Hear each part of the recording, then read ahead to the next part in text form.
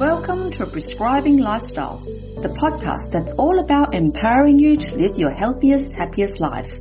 I'm your host, Dr. Avi Charlton, and each week we'll dive into the latest research, practical tips, and inspiring stories to help you optimize your well-being. From nutrition and fitness to mental health and mindfulness, we'll explore every aspect of lifestyle medicine, giving you the tools you need to make informed decisions and take control of your health.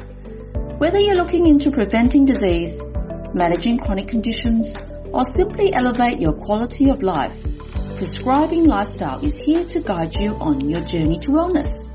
So, sit back, relax, and get ready to embark on this transformative adventure towards a healthier, happier you. Let's dive in. Hello, listeners. Welcome to another episode of Prescribing Lifestyle Podcast. Today, I've invited a very special guest called Paul Taylor. He is got lots of qualifications. I feel like I've hit the jackpot when I connected to him on LinkedIn. So Paul is a former British Navy aircrew officer. He's a neuroscientist, physiologist, nutritionist, and he's currently completing his PhD in applied psychology. He works with the Australian military of developing stress fitness. Welcome to the podcast, Paul. Thank you. Thank you for having me, Avi. Thank you for coming on. So I'll get you to introduce yourself to my listeners about some of your stories and who you are. Yeah. Well, look, you give a little bit of the background. Before I did all that, I spent 8 years in the British Armed Forces, and I used to fly in helicopters, did anti-submarine warfare, and then helicopter search and rescue in the mountains and islands of Scotland. And I also went through combat survival and resistance to interrogation training. So hopefully that'll prepare me well for your questions. But then I moved to Australia 20 years ago, and I set up as a physiologist and nutritionist, working with clients. And then I realized it wasn't so much about telling people what to do. It was about helping them with behavior change. So that's when I went and studied neuroscience. And now, after a number of years not studying, I'm back doing my PhD in psychology, which for me is the little missing piece in the jigsaw. But I work with lots of different organizations around peak performance, resilience, and what I call stress fitness as well. Wow. Okay. Tell us about your PhD. What's the topic that you're researching on? So I'm looking at a combined psychophysiological intervention around stress fitness. So basically, going in and doing training programs and then evaluating the effects of those training programs on a number of different things, some psychological measures, also levels of fitness, and in my latest one, also looking at levels of cognitive function as well. So just seeing with a combination of lifestyle strategies and helping people to implement those strategies, whether they can improve not only their kind of outlook on life in terms of how they view stress, but also looking at cognitive performance as well. Wow. How do you measure all that? So questionnaires in terms of, so in my first study, we looked at resilience, levels of resilience and mood as well. And then also we looked at levels of burnout. So I did that on a frontline naval aviation squadron. So we went in and did all the testing at the start, did a training program for half a day. Then they went on my app to help them with behavior change. And then we tested again after 4 weeks. This study, we're going a little bit deeper. That was a pilot study. So in this study, we're doing it on a couple of different organizations in New Zealand.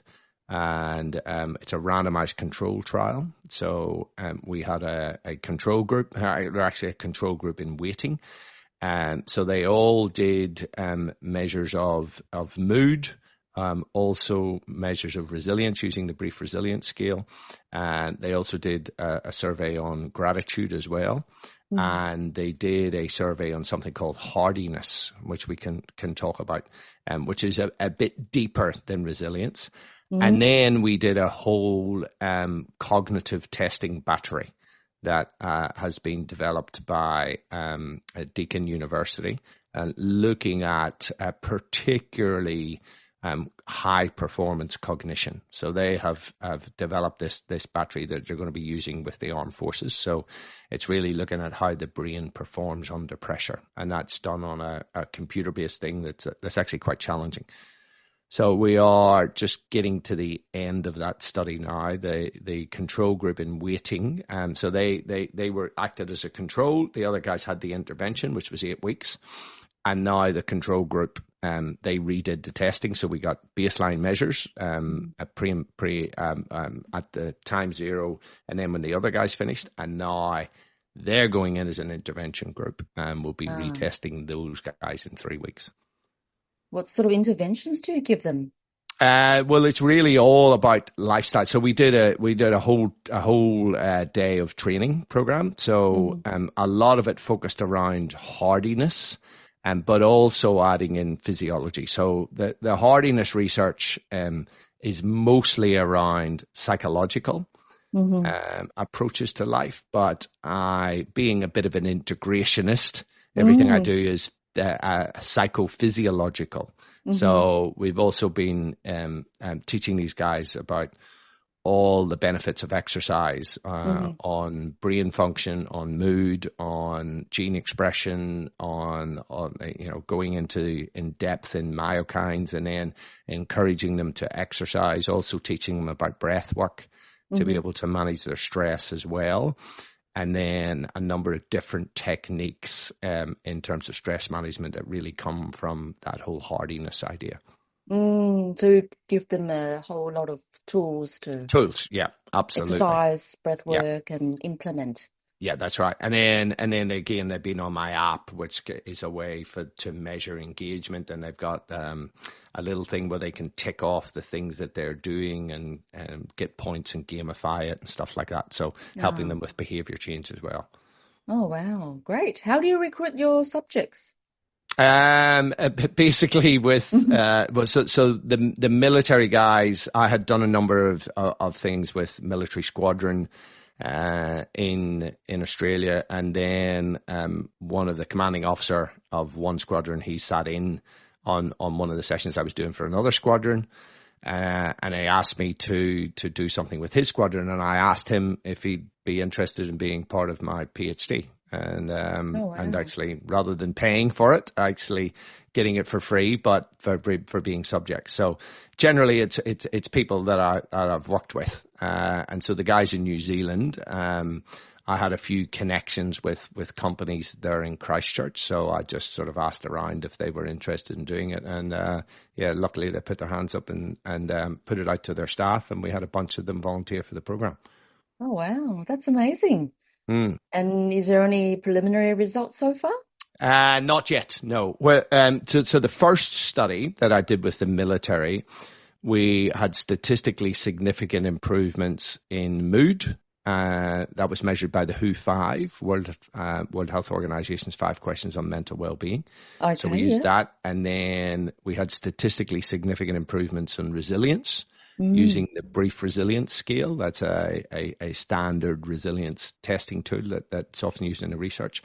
And then we also measured burnout with the Maslach burnout inventory, which is the kind of gold standard burnout questionnaire. So the first study was all questionnaire based, whereas this study, we're doing a combination of questionnaire and then real tangible measures of cognition. Wow. That's very interesting. I don't have any preliminary results as yet. So, we'll know in 3 or 4 weeks when we start analyzing the data. Oh, wow. Not long. Not long. Fingers crossed. That's amazing. And tell us some stories of you being in the Navy before you came to Australia, and how come you decided to come to Australia? Well, I actually decided to come to Australia just because I met my current wife in Ecuador. All right. So I had basically what I would do. Before I joined the military, I had a love of travel. So when I was at university, I used to save up a bit of money and then go traveling in the summer. Then I took a year off before I did my master's degree and went traveling. Then I went traveling again before I joined the armed forces, and then got to do a bit of travel in the armed forces as well. But I used to, when I was in the armed forces, I'd save up my leave and I would tend to go away by myself, or if somebody else was around, and go and visit a third world country just to get a bit of balance with all the structure and stuff like that in the military. And I was in Ecuador and I met my current wife in Ecuador. So she was living in the States at the time. Okay. And That's then Carly. I've listened that's to Carly. quite her podcast on your podcast. Yes. Yeah. Yeah, So great. Carly, she used to be an advertising and marketing executive. Okay. She was living in New York at the time, and then actually 9/11 happened when we were just about to leave, and she'd been thinking about leaving New York. And then I said, look, well, why don't you come and visit in the UK? And she came to visit and never left, and that was it. So about a year and a half later, I left the armed forces and moved out here to Australia. And she's Australian. She's Australian, yeah, so that's why she came out here. And then she has retrained she's a health coach and a mental fitness coach, and she's studied Japanese psychology for a year, which is really interesting. She's done lots of stuff on acceptance and commitment therapy. Yeah. So she runs her own coaching business and was doing a podcast with me, Mojo Mondays. We were doing it together, Yeah. and then because I was really busy on my PhD, she just started doing it the Monday on her own, and it's Yeah. actually been really good. So She takes over and you might can just have a leave her. rest. Yeah, exactly. I love her episodes. I've been listening a few Mojo Mondays and I'm loving Yeah, all the little tips. It's only 10, 15 minutes yeah. and loving the bite-sized podcast episodes. Yeah, no, it's really good. So she does that on a Monday, and then I do a Wisdom Wednesday where I talk about a research paper, and then on Yes. Saturday I will interview somebody. All right. Yeah, I'm loving the Wisdom Wednesdays too with your little tips on papers because I don't really have time to look at all the papers of Yeah, well, medical studies. that's the stuff that I love doing, right? I call myself a pracademic, so I love nothing more than reading cutting edge research and then turning it into practical tools that people can actually use on a daily basis. So Yeah. I'm kind of a bridge between the world of academia and the real world. Because I'm as you loving know, it. a lot of academics, they got great stuff, but they just can't communicate it to lay people. Yeah, that's right. And then I just want to have it practical things that I can just look at it straight away because I don't have time to look at all the papers. That's right. That's right. Exactly. That's amazing. And you've had a few stories on your own resilience adventures? Yeah, there's been a few. There's been a few over the years. When I was in the military doing combat survival and resistance to interrogation training, I mean, that probably started my real interest in this area. Mm. And that was 10 days of pretty hardcore stuff back then in 1997. They're not allowed to do it anymore that at that level due to health and safety reasons and Oh, stuff really? like Yeah, that. yeah. Yeah, but we had 10 days of a good old physical thrashing in the middle of winter in the UK. We had no sleeping bags, just a Gore-Tex bivy bag to keep us dry, but no heat. Physical stuff all day long and night navigation exercises, massive sleep deprivation. The only food they gave us in 10 days was a chicken between 4 people, and it was Oh, alive no. when we got it. Oh, And then for the second 5 days, we were hunted by a hunter force who had dog teams and vehicles. And then when we thought it was all over, got introduced to what they call the shock of capture, and then we got interrogated in stress positions the whole time, hooded, so sensory deprivation and massive white noise. You know, when the yes. radio's off station. Well, we had Yeah. that at kind of the volume you'd hear music in a nightclub the entire time. in stress positions and then taken out and interrogated, which wasn't particularly pleasant. But what I noticed actually after that is stuff that I used to find stressful, I no longer find stressful. Yeah. And that's when I started realizing that actually maybe psychological and emotional stress is a bit like physical stress. So I really understood physical stress because I already had a master's in exercise physiology and knew that exercise is primarily good for you because it's a stressor and it stimulates your body to adapt and become bigger, faster, stronger. So that's when I started thinking, well, probably, and psychological stress happens the same way. And the military have done for many, many years what I went through. They call it stress inoculation training. So by exposing you to pretty significant stress and taking you right to the edge and then letting you recover, that prepares you to deal with stress. And it's kind of, for me, it's the sort of stuff that the Stoic philosophers talked about 2,000 years ago. Yeah. Epictetus said, we must all undergo a hard winter training and not enter into lightly that for which we have not prepared. And he was actually talking about life, that the Stoics basically said life is hard, so you need to be prepared for it. And I think that's something that we're missing today. Absolutely. Is that we try to remove stress, manage stress. I'm all about harnessing stress. How can you use stress to actually become better? So it's a balance of exposure to just and using the same principles of exercise, that over time you need to progressively overload the system in order to continue to stimulate adaptation.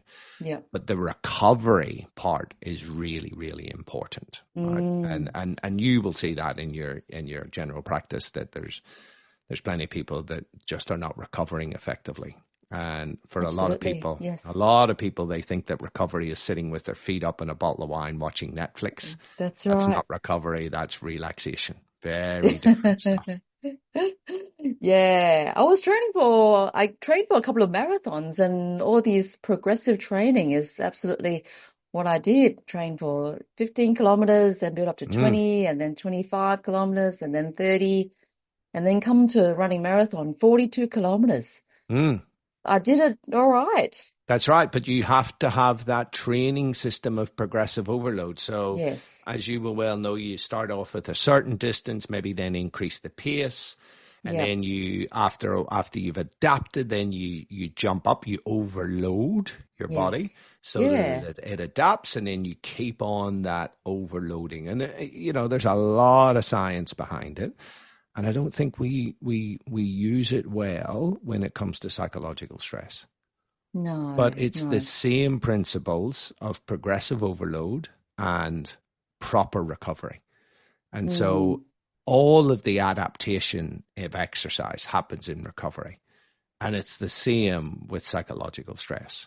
All of the adaptation is happening when you're in recovery. So I like to talk to people about being a corporate athlete and actually thinking about really recovering effectively and thinking about the sort of stuff that athletes do. That most of the improvements in athletic performance in the last decade have actually been through enhanced recovery rather than training. These guys are having their heart rate variability measured. They're using that to adapt their training loads. They're all doing breath work. They're doing meditation before sleep and really good sleep hygiene. They've got personalized nutrition, really good hydration strategies, all of that, massage, relaxation techniques, all so that they can adapt optimally to the stress that they're putting themselves under. And I think we need to learn the lessons of sports science. Yeah. What do you mean by recovery in terms of mental stress? Well, it's the same things. It's all of those things around, excuse me, so doing breath work, really good sleep hygiene, cognitive reframing. And then, when we talk about hardiness, so there's three elements to hardiness. Okay. One Yeah. is a control orientation, one's a challenge orientation, and then a commitment orientation. So Yeah. a control orientation, people high in hardiness, they tend to um, they tend to have what we call an internal locus of control. Mm. So they believe that they control their destiny. They recognize that um, there will be challenges along the way. The universe will give them a shit sandwich every now and then.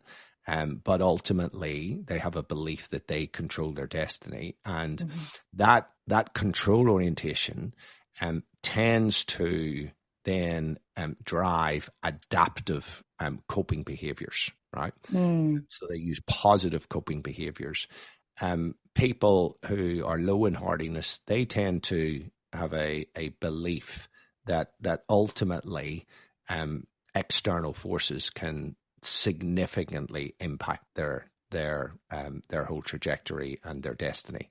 So, they'll talk about being unlucky and bad things Mm. happening to Mm. them and stuff and they then are not very proactive around coping, and they tend to have avoidance behaviors. Mm. The other thing is that people high in control orientation, they tend to focus on the stuff that they can control.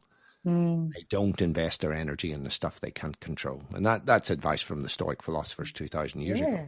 That's absolutely the Whereas, best. yeah, absolutely. Whereas people low in hardiness, they tend to worry a lot and about the stuff that they can't control. They get frustrated, they get angry and stuff like that, and they're just wasting a whole heap of energy. Then when it comes to challenge orientation, this in hardiness is really how people react to change and novelty and also challenging situations. So they tend to view these things as opportunities to grow and to learn and to get better. So Carol Dweck's growth mindset is kind of a spin-off Mm-hmm. of that part of hardiness. Mm-hmm. And they lean into discomfort. And at the extreme, they seek out challenges to test Mm. themselves. And again, for me, there's lots of Stoic philosophy that plays Mm-hmm. into this modern concept of hardiness. Seneca said that you should welcome adversity into your life and view it as a worthy opponent. They Mm-hmm. said life is like the Olympic Games, and when you have adversity, you should welcome it as an opponent, a worthy opponent that can Mm-hmm. actually hone and refine your skills and test you. And it's a wonderful attitude. And it's Mm. the type of attitude that people high in challenge orientation have. Whereas people who are low in challenge orientation, they tend to have very negative affect around change. They tend to avoid it, and they Yeah. tend to employ avoidance behaviors. And they also shy away from challenges, and they seek comfort. Mm. And then the last one is commitment orientation. And people high in commitment orientation, they're highly engaged in their activities and their Mm-hmm. daily activities. They are engaged in life. They find life meaningful and purposeful, and they tend to find meaning in hardship. Mm-hmm. Whereas people who are low in hardiness commitment, they're not really, they're just a bit bleh. They're not really engaged in life. They're just not very. They're not very motivated around things. They don't set a lot of goals, or they don't pursue their goals. So Mm. again, grit from Angela Duckworth is a bit of a spin-off concept that came out Mm. of hardiness as well. Mm. So for me, hardiness is something that we really all want to develop, because there's 30 years of research around it. Yeah. That people, hardiness will actually predict quite strongly whether somebody passes military training. It will also is quite influential as to whether people pass special forces selection training. Oh, wow. Police who Mm-hmm. go for special operations, those higher in hardiness, are more likely to succeed. Mm-hmm. But we even know children who are higher in hardiness are more likely to go to university. They're Mm-hmm. more likely to finish university. Yeah. And then people higher in hardiness have better immune systems. They respond Mm. better to stress. They have more positive coping strategies. They have less heart disease. They have less cancer. So, Mm-hmm. it is something when you look at that list that we really should all develop. And it's Mm. kind of summed up. And I love this quote. It's the courage to grow from stress. Yeah, So it's absolutely. more than resilience. Resilience is about bouncing back from stress, whereas hardiness is about growing from stress. And with my background in physiology, I love that because an athlete doesn't train just to stay the same. They Mm. train to get bigger, faster, stronger, to grow from the stress. Hardiness is the psychological equivalent of that.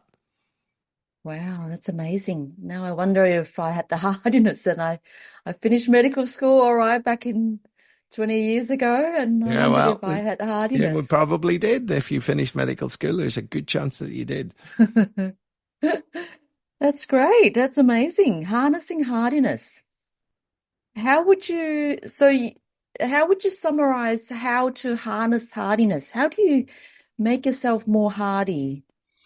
Yeah, well, look, it's a combination of things. So one is really thinking about your attitude. Hmm. Thinking about times when so there's a little exercise I get people to do around thinking about their biggest achievements in their life Hmm.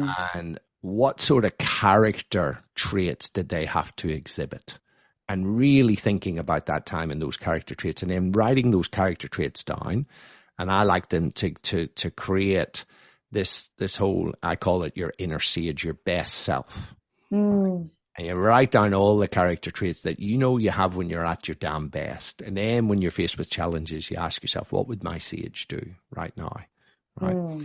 So that actually gives you the courage to lean in. And then it is around that and around challenge orientation. It's about deliberately challenging yourself, getting comfortable Hmm. with being uncomfortable, physically, psychologically.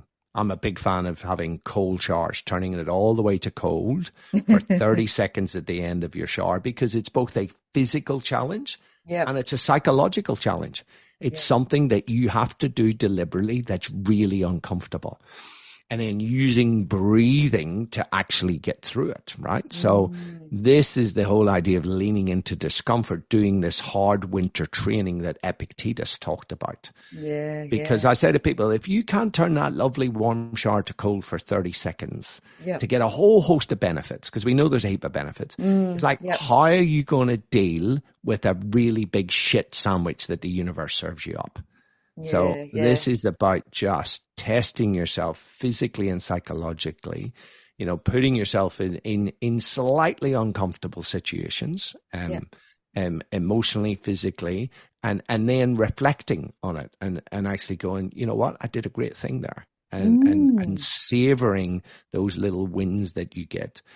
And then it's Yeah. also from a commitment perspective, it is about setting yourself goals and getting a Hmm. process to do that. But also about connecting into stuff that's bigger than yourself.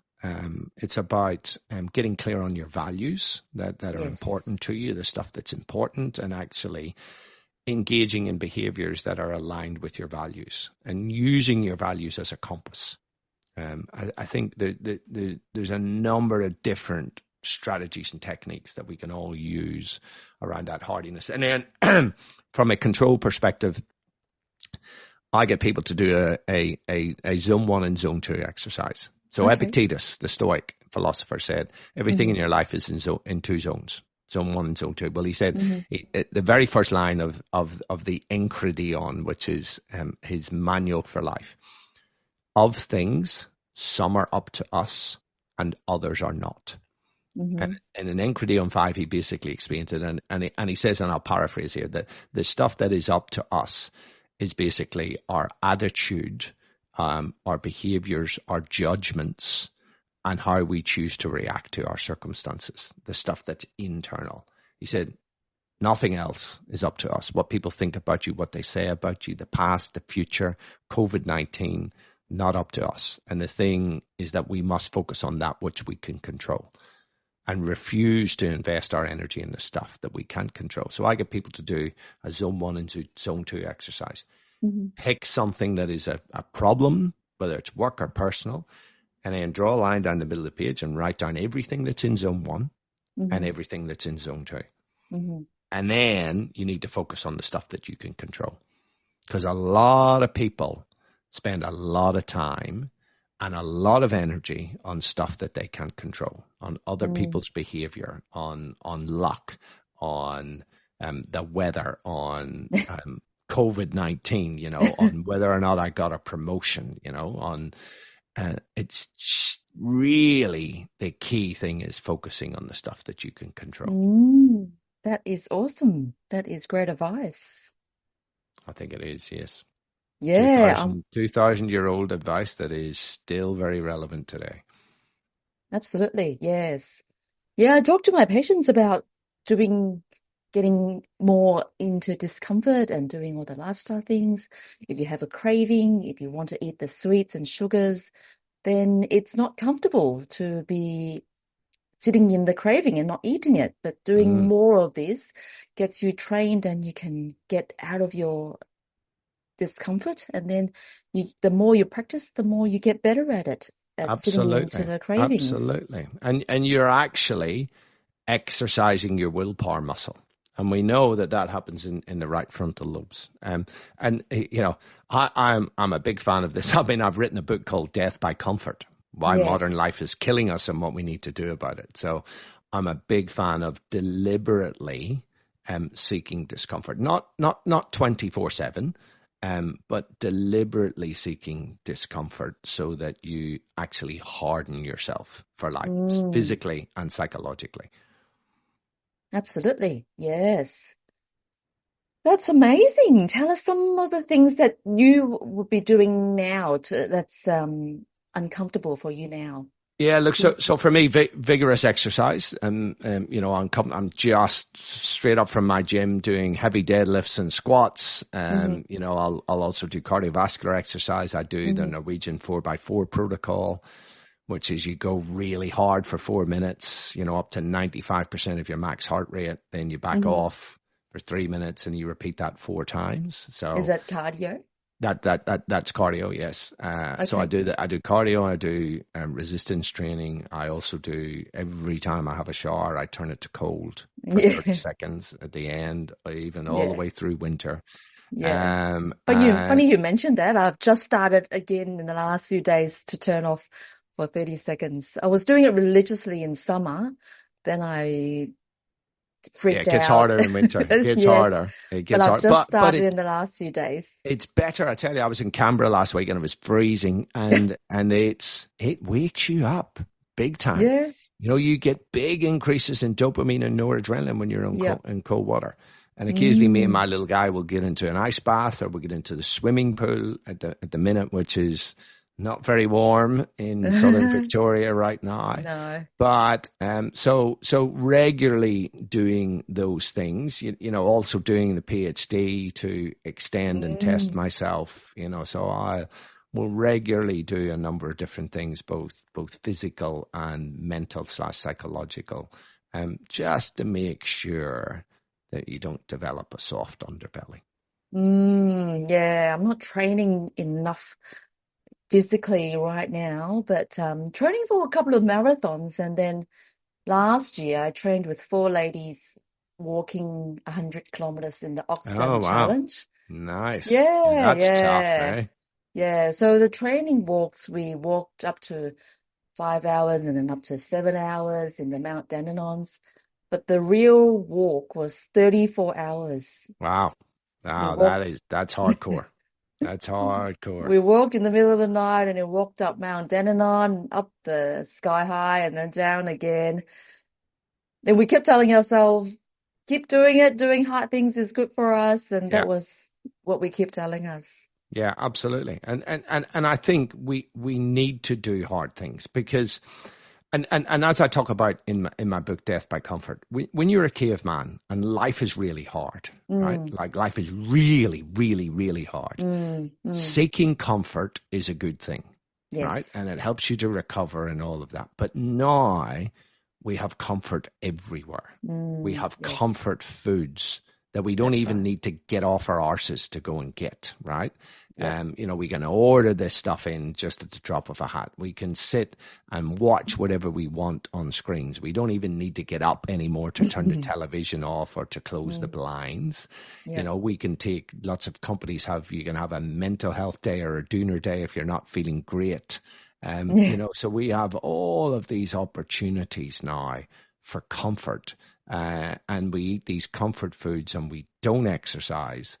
And what we're actually doing is destroying ourselves through too much comfort. Yeah, absolutely. I need to find another challenge to do. That's the thing. And look, I do encourage people with that. There are some people who will consistently do stuff like this because it's just like me, it's kind of in my blood. But for the other people who it's not, I say to them, do challenges. Do challenges. Run a marathon, run a half marathon, run whatever it is, so that you have to train to get there and you have to progressively overload yourself. And then, okay, what's next? What's next? And sometimes those challenges can be physical, sometimes they can be psychological, right?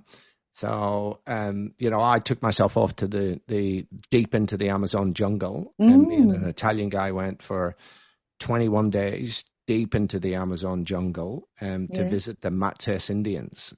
We had a guide, we had a shaman with us, and we were well over 1,000 kilometers from the nearest road deep into the Amazon, right? But that's the sort of stuff that you actually grow from. So there's a number of different things. Now, my wife, interestingly, Carly, she said to me quite recently, because one of the other things I did is I decided at the age of 42 to have a professional boxing fight. And then she said to me, why are your challenges always physical? I challenge you to go on a 5 or a 10-day silent retreat. Okay. Which is very uncomfortable for an Irishman because we love to talk. So I'm actually... Did you go? No. That was reasonably recently, and I think she's right. I think that's something that I've got to do. And now I've called it publicly, so I'm going to have to do it. Yeah. I actually wouldn't mind that. I'll be quite comfortable doing a silence retreat. No, I'd struggle big time. Yeah? Big time. Yeah, absolutely. When I first started running, the main reason for going out running is to escape my children. So they don't, yes. so I don't have someone nagging, Mummy, I want this, I want that. So it started with half an hour and then I just built up to an hour or 2 hours and I love the running. Yeah. Yeah, now I don't have the physical fitness as much anymore because I'm doing other things. Well, it's use it or lose it, right? Really, I tell you, so I just did a podcast on this. For me, the biggest wow factor on use it or lose it, everybody is familiar with that concept. Yeah, was a study done in the 1960s called the Dallas Bed Rest Study. And they took, I don't know if you've ever heard of this, they took 5 young, healthy males, and I think they were in their 20s, in reasonable shape, and they put them into complete bed rest for 5 days. Sorry, for 3 weeks. 3 weeks of complete and utter bed rest, like just immobilization. And they measured their cardiovascular fitness and they measured their arterial stiffness and a number of other markers of heart health.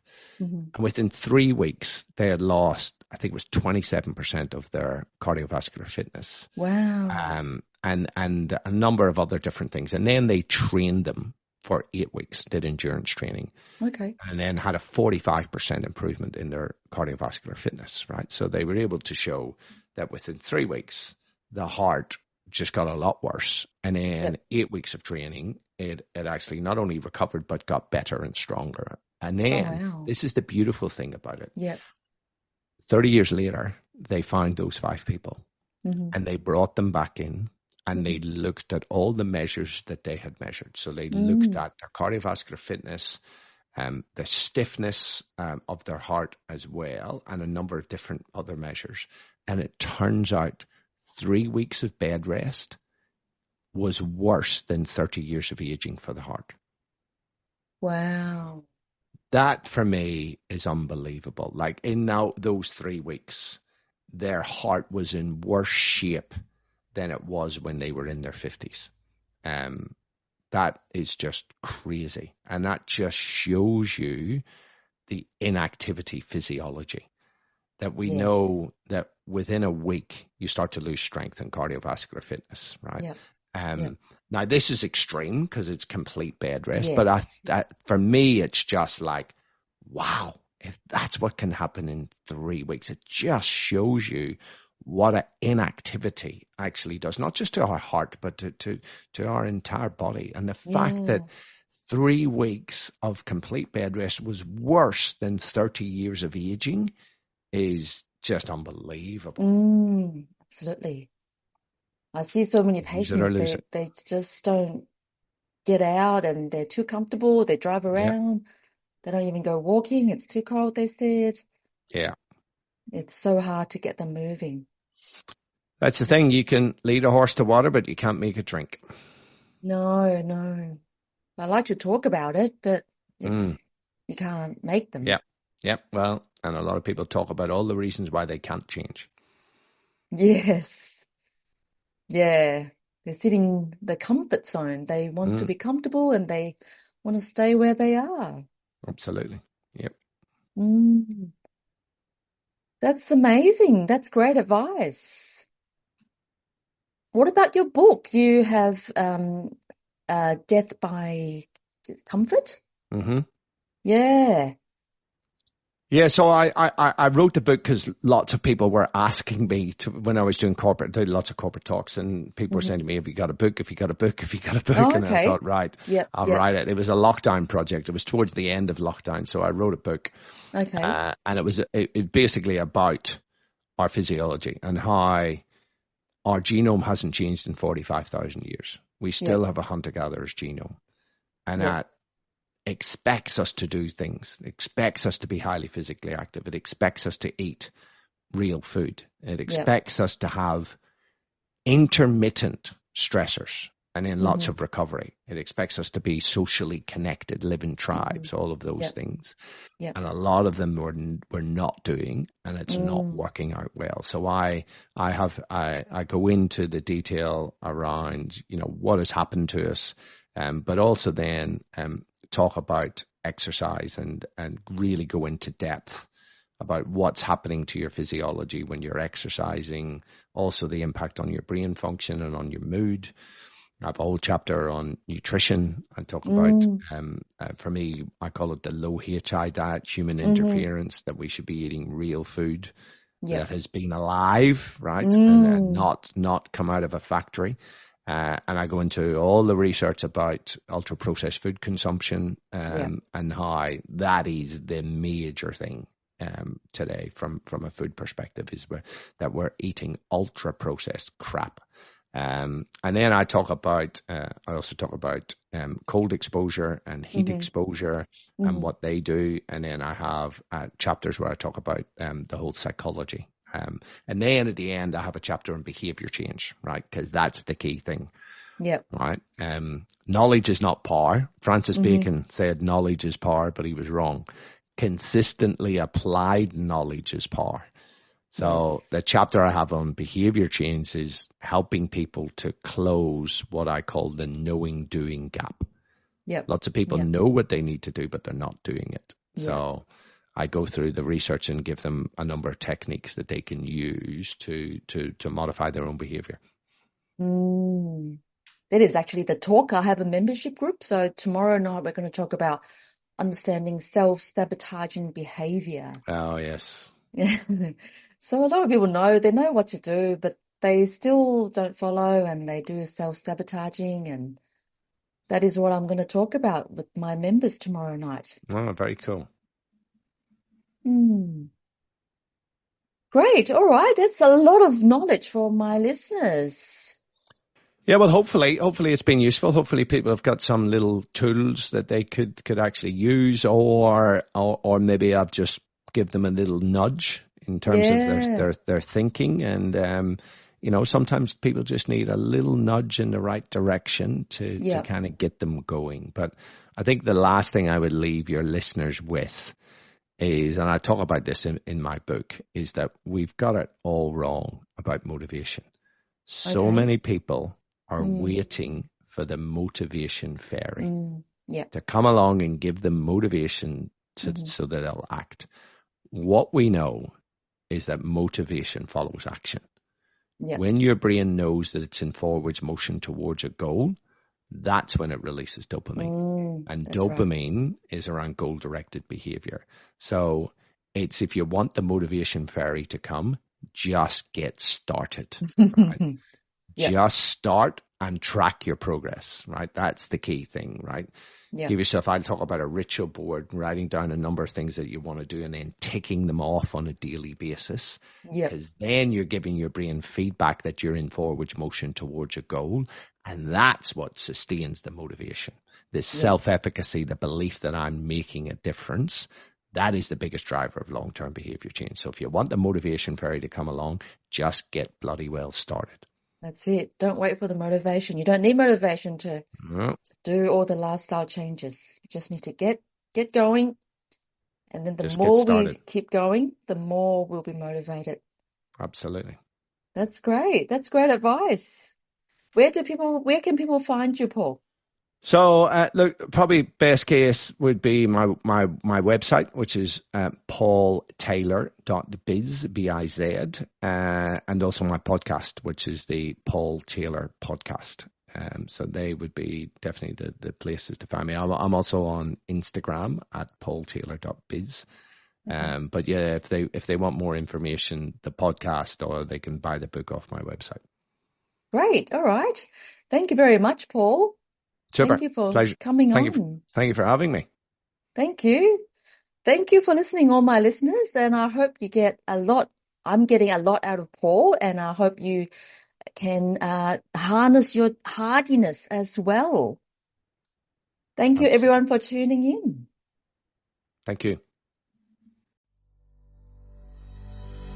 Thank you for tuning in to another episode of Prescribing Lifestyle Podcast. Before we wrap up, I have an exciting news to share. I have a new ebook called Low Carb Made Easy. It's now available. This guide is perfect for anyone looking to dive into the low carb lifestyle. Inside, you'll find the basic theory behind low carb eating, a detailed food list, practical meal plan, and a variety of delicious recipes. It's designed to make a journey to better health easier, simpler, and enjoyable. For those who prefer a hard copy, head over to my website and register your interest using the link provided. My website is www.mlcclinic.com.au. Head to online store. Remember, the information shared in this podcast, it's for educational purposes only and not proper medical advice. Always consult your medical professional before making any changes to your lifestyle and diet, or you can come and see me in Melbourne Low Carb Clinic. If you enjoyed this episode, don't forget to subscribe, leave a review, and stay connected with us on social media. Your feedback will help us improve and reach more listeners. Lastly, if you found this episode helpful, please share it with your friends and family. Together, we can make a positive impact to our health and our communities. Thanks again for listening, and as always, stay healthy and happy. Until next time.